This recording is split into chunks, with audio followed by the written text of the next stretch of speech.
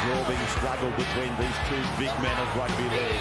Harrigan and Carroll, they come together many times. Oh, Harrigan has hurt one of the Manly players. It's Carroll. So, Carroll, he can't make his feet.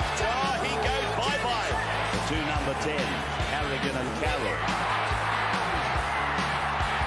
And there's a punch-up. Carroll and Harrigan. Harrigan has gone after Carroll. Harrigan set himself like a missile. Never gets old looking back on the rivalry that was the Chief and Spud going head-to-head. We'll speak to Spud in just a moment. But Brad, I mean, you were playing right throughout this rivalry. Is there ever been a more genuine one-on-one rivalry in rugby league than those two? Well, I also got to play with them in Start of Origin. They both played together in Start of Origin. It was fantastic. And the fact is, the style in which they played, they just ran so hard and straight at each other. So there was always opportunity to square up or to get one on the other player, and they never balked away. I was only speaking to Spud the other day. We caught up and we spoke about this. And Manly, the coach was involved.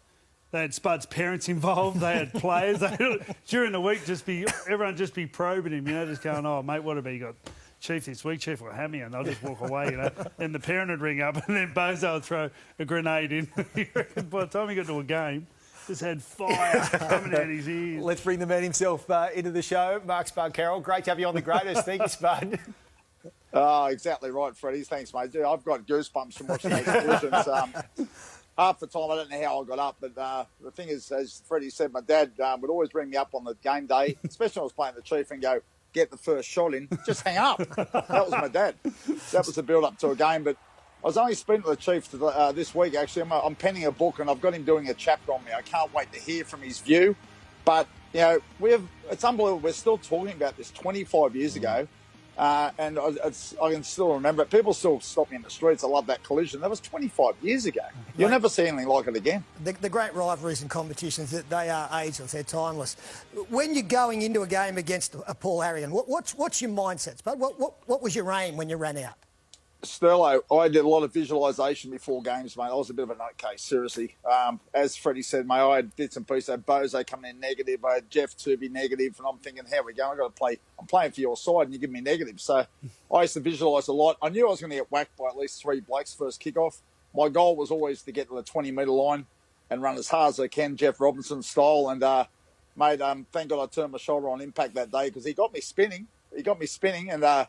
then in the back of my head, I hear my dad, get up. I was hurting, mate. I guarantee I was hurting.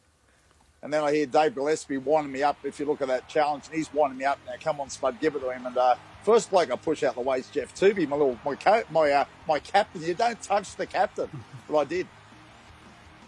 Tell me, Spud, in all the years in junior football when you were playing, did you ever have a sidestep at any time in your life? Mate, Gus, come on, mate. Mate, you won't believe it. Myself and MG, we played up until the age of 18. We were both 5'8". We had the same haircut. We had the mullet. We had like a bit of a flat top. MG actually had a lot of hair. He had like the bum part through the middle. And, mate, I've always had a kicking game, but when I got to Manly, I wasn't allowed to use it. I remember I did it at training once, Gus. I did it at training, because I used to love watching you play, mate. Just get out general kick. I had a good kick on me. I did it at training once, and Bozo goes, I'm glad you did that. You'll never do it again, mate. Bozo, mate, I used to say crap myself. He was my second dad. You mentioned that you spoke to Paul Harrigan. He's going to pen a chapter for your book. Tell us about the relationship during the playing days and post-career. It was tough when we were playing, Sterlo. We actually, when we played for New South Wales once, they actually roomed us together. That was an experience. Trying to rev each other up before a game, mate. I was waiting for them to whack me back.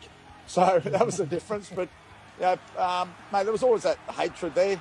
He was a number 10. I always loved picking on the number 10. But Chief, being who he was, he led his side magnificent from the front.